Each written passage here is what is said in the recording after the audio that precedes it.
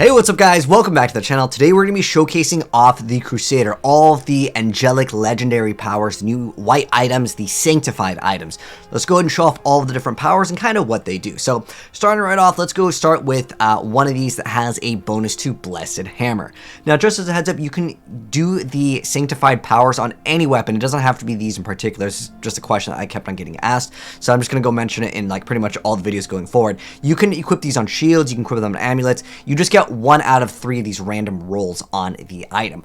Another thing I do want to mention that is very, very important for these brand new angelic powers, you can actually make the item become ancient. It's supposed to make it become a primal ancient, however, sometimes it will roll as non-primal ancient. I'll show you kind of what I mean. So all 3 of these furnaces, regardless of the secondary like extra sanctified effect, we do have something where it will roll it to be an actual ancient one versus a non. So this will definitely be something to keep your eye out for, because as of right now in the PTR, it should make all of them primal ancients. But you can see these ones, these are the exact same, and they're all 3 sanctified. These ones have the same amount of damage, but this one has an additional like 600 damage. Now, why does it have that? It's because it randomly rolled to become an ancient. Right now, it's still this way. It should make them all 4,600 because they have the exact same rolls on them in terms of the primary stats. So that's just a very, very important tip. Okay, so now that that's out of the way, because I feel like it was very important for me to mention that, because some people were wondering why certain weapons were different,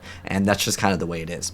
But that should be a bug that hopefully does get fixed. I don't think that that is actually intentional. So let's start off with the legendary power. So with this legendary here, we now have Bless Hammer now crackles with energy, damaging enemies within 15 yards of its path. All runes but Dominion now throw the hammer in a direct path in front of the Crusader. So with that angelic legendary power, what it does is it makes it so it will actually throw and return. It's kind of like a boomerang. So normally when you would activate Blessed Hammer, it just spins around, right? But if I have this sanctified weapon, you can see it throws itself out and makes a comeback. Now there are some interesting interactions. There are certain objects where if you do hit it, it will not actually return. Same thing with just Blessed Hammer in general. There are certain things on the map where if you would hit it, it does not continuously go. It'll just stop whatever it hits. So that is kind of an important thing to mention. But in certain maps, like any like corridor ones like the barracks, being able to have it return will damage the enemy on return as well. We can kind of show that off really quick. I'm not spec'd out for Blessed Hammer. It's not even like the most top tier meta right now. I'll show you guys the top tier meta of the Akkhan ability that we have, which is more of a pet build. So I'm just going to show you guys that we can, damage the enemy, and it will damage them on the way back as well. There's not really a super important thing to mention with that, other than it does hit the enemies on return, because that would actually theoretically make the DPS better in some circumstances. But if you're looking for like a huge multiplier, you're not going to get it with just that ability. Now, the other thing I want to show you guys is actually really cool. This other legendary sanctified power allows you to have Falling Sword summons some Archangels that will deal an insane amount of damage. And it has a very long cooldown on this. It doesn't actually specify that it has a cooldown.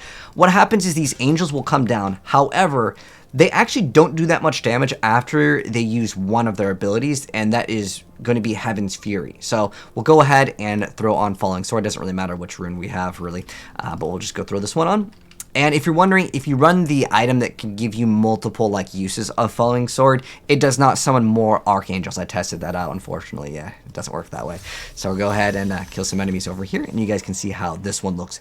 Like I said, they will do actually a decent amount of damage. We're on T16, and I'm not spec'd out for like really that much pet damage here. So you can see these angels come down, and it's really cool looking.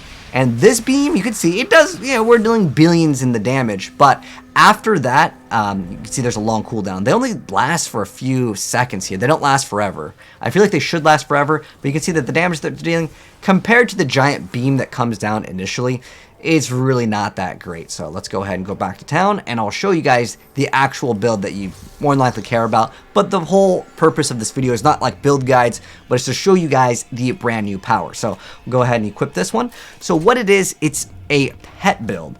And the new Akkhan set actually does something a little bit different. So Judgment has no cooldown, gains the effect of every rune. But the attacks from Phalanx avatars reduce the cooldown of Akkhan's champion by 0.5 seconds, and also apply Condemn when attacking enemies that is affected by Judgment. So that can be pretty cool. And then while Akkhan's champion is active, you do more damage, but that's kind of like normal. So let's go and summon our Bowman. There's actually a new change with the Eternal Union as well. We get to increase the duration of Summox Phalanx Bowman and Bodyguard indefinitely. Bowman is the way to go because what's going to happen is your pets will actually proc and activate the effect of the Condemn. And what we're going to be running is the Blade of Prophecy. The legendary bonus power that we're going to be showing off. This is another newer one here. It's a second line of orange text. Every 2 seconds, call down Fists of the Heavens on a random nearby enemy. We don't use Fists of the Heavens. It's not for the build. The actual legendary power does not matter other than it's Blade of Prophecy, so we get the condemned enemies also trigger the explosion of it, and it increases the damage of it. That's what we're really using it for. Don't worry about the other legendary power. There's multiple people right now on the leaderboards that are not actually running the sanctified power, so hopefully Crusader will be a class that gets kind of a rework or some sort of buff. We could just roll into it like a regular Rift over here, so we can modify our skills if we want to. So pretty much this is the go-to build. This isn't necessarily going to be a build guide. I will be covering those soon as we're going to get another update, and I don't want to make a build guide if the thing is just going to get updated in like 2 or 3 days anyways, right? That won't make sense. So how the build basically works, I don't think this one will get nerfed. The Necromancer one just got nerfed recently, and I'm a little sad because that one was absolutely insane. I specifically was waiting for it to get nerfed before like committing to making a video on it. But basically how this build works is we throw Judgment, and our pets are going to be able to deal that condemned explosion as long as we hit it. And pretty much we're just going to be spamming Iron Skin the whole time. And if you want to spam Laws of Valor, but you can see our Akkhan's champion, the cooldown is insane on it. Sometimes the AI can like kind of focus in on something else, so you can't like really target. So what you would do is resummon your Bowman. But like it does good damage for sure. I mean, you can see it just start melting stuff. But again, they kind of attack what they want to. So like you can also throw in Tasker and Theo because you just want to make them do as much attack speed as possible, granting them, you know, more condemns. But basically, it's kind of cool. It's almost like you're commanding your army to attack. It's like, you know, in the movies when they're like, archers, attack! And then they just melt the targets. Yeah, this is a T16, you know. You can obviously push much higher with it, but that's going to be basically Crusader in a nutshell in terms of like what has actually changed. Again, this isn't necessarily going to be a build guide, but just for the sake of just a quick rundown, we're running captains, we're running the All Guilds, and of course the 6-piece of Akkhan. And then in terms of like what we're running inside of the Kanai's Cube, I'm running... I actually don't need the Royal Ring of Grandeur. We can run Convention of Elements here. You can also run Unity, running Tasker and Theo. Actually, most builds will run Royal Ring of Grandeur. There was one build that wasn't running it, but I think Royal Ring of Grandeur could be equipped if you want to, and you can run either Convention of Elements, you can run Unity as well. But yeah, it's basically 100% uptime on the Akkhan's champion. I mean, that's kind of what the Akkhan set is actually all about. But yeah, Tasker and Theo is very important, and then you're also running the Frighter's Wrath, which makes it so Condemn has no cooldown and has its damage increased by 800%. It costs Wrath, but it doesn't really matter since they will be casting it. Can you actually use Condemn? Sure, I mean, why not?